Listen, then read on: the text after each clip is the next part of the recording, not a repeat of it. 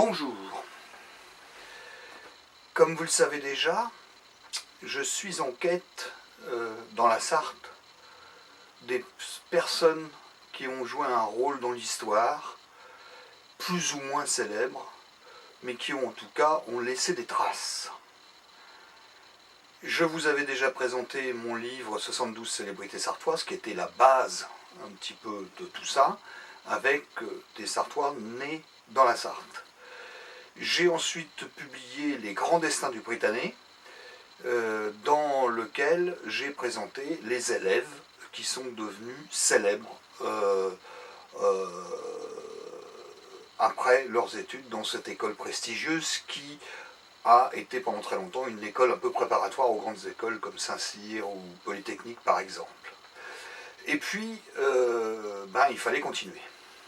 On avait des Sartois célèbres, on avait un lieu, voici maintenant un deuxième lieu qui va être l'abbaye de Solesmes. L'abbaye de Solesmes est une abbaye bénédictine qui a pour caractéristique d'être en quelque sorte la capitale mondiale de l'ordre bénédictin, où on pourrait dire le Vatican des bénédictins, c'est-à-dire que la plupart des abbayes bénédictines du monde dépendent de cette abbaye, sont sous les ordres en quelque sorte de cette abbaye.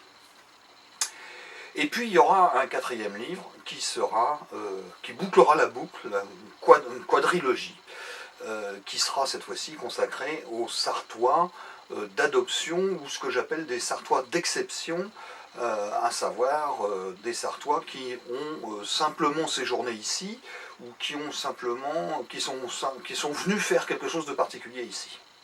Ce sera l'objet du quatrième livre. Donc tout ça ces quatre livres constitueront ce que je considère moi comme étant le patrimoine humain du département de la Sarthe. Donc le voici en question notre livre. Il s'agit cette fois-ci donc Les Hôtes illustres de Solesmes aux éditions Saint-Léger. Et il coûte 20 € tout de suite, disons-le. Je l'ai écrit avec un autre journaliste qui, comme moi, est un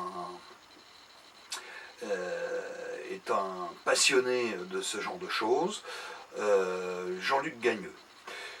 Qu'avons-nous fait là, ici? On s'est rendu compte que dans cette abbaye, elle n'a pas seulement accueilli des moines ou des religieux, on a par exemple des gens comme Jean XXIII, vous verrez dans le livre, qui est venu une bonne dizaine de fois à l'abbaye de Solesmes.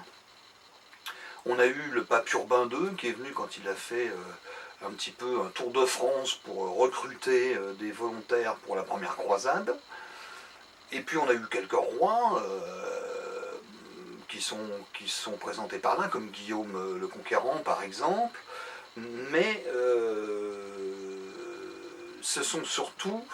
on a surtout vu défiler ici énormément d'écrivains et énormément de musiciens. Bon, quand j'ai dit ça, je peux évacuer peut-être le reste en disant qu'on a eu quand même des gens comme Giscard d'Estaing, la femme de Giscard d'Estaing notamment, qui avait sa sœur, qui était bonne sœur à l'abbaye Sainte-Cécile, qui est juste à côté, à une cinquantaine de mètres de l'abbaye Saint-Pierre. Et puis après, on a des gens comme Chirac qui sont venus, des gens comme Pompidou qui ont demandé à ce que les moines viennent chanter le chant grégorien à son enterrement, lorsqu'il est mort en 1974.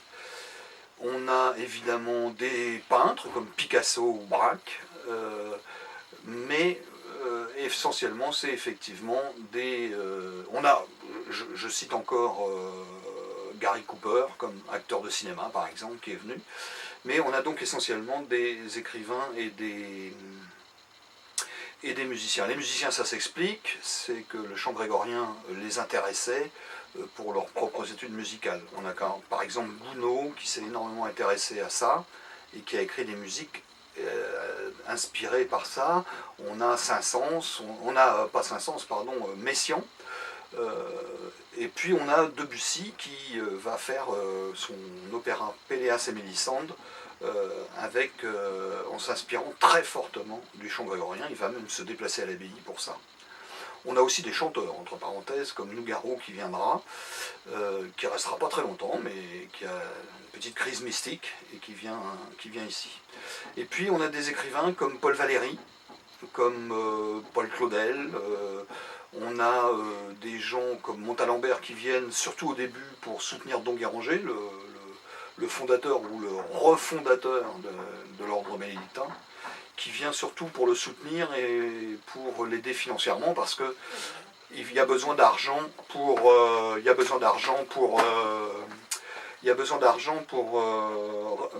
restaurer cette abbaye. Donc voilà, vous trouverez tous ces gens-là. Vous avez des gens aussi qui ne sont pas venus. Alors toute la première partie, c'est ce que je viens de vous dire. Bon, il y a un peu de tout, hein. Ça va jusqu'à Georges Duhamel, on a énormément de choses comme ça, Max Jacob, Grant, notre cardinal Grant Manceau qui est venu, Charles de Foucault, René Bazin, je parle aussi d'Amédée Bollé qui font des cloches pour l'abbaye. Et puis dans une deuxième partie, on parle un petit peu, comme je vous l'ai dit, des rois, des papes qui ont joué un rôle, mais aussi de ceux qui ne sont pas venus. Bizarrement, ça peut paraître bizarre, mais c'est intéressant de savoir que des gens qui ne sont pas venus ont joué un rôle. On a en l'occurrence quelqu'un comme Chateaubriand, par exemple, qui lui va tout simplement apporter son aide financière à la restauration de cette abbaye. On a des gens comme Jean Cocteau qui hésite énormément, qui se demande s'il doit venir ou pas. On a quelqu'un comme Victor Hugo, c'est assez phénoménal parce que Victor Hugo envisage purement et simplement d'acheter le prieuré, ce qu'il ne fera pas, heureusement, sinon l'abbaye n'existerait pas aujourd'hui. Vous voyez, on a des personnages comme ça qui ne sont pas venus, mais ce qu'ils ont fait est assez étonnant, quoi. On a aussi des traces de gens comme Pétain, par exemple, qui envoie une carte postale, qui envoie une photo dédicacée à l'abbaye. Donc on ne sait pas trop s'il est venu ou pas. Voilà. Donc je ne vais pas aller plus loin, mais on m'a souvent demandé combien il y avait de personnages, je ne savais pas répondre, parce qu'on a fait ça sans se poser cette question. Et puis finalement j'ai compté, et on a quand même pas loin de 160 personnages qui sont là-dedans. Je cite, pour finir, un philosophe, Merleau-Ponty, qui était un ami, un frère et un frère ennemi aussi de Jean-Paul Sartre, dans le domaine de la philosophie. Voilà. Donc je vous laisse découvrir ça, c'est tout à fait le moment, au moment de Noël, d'acheter ce genre de choses.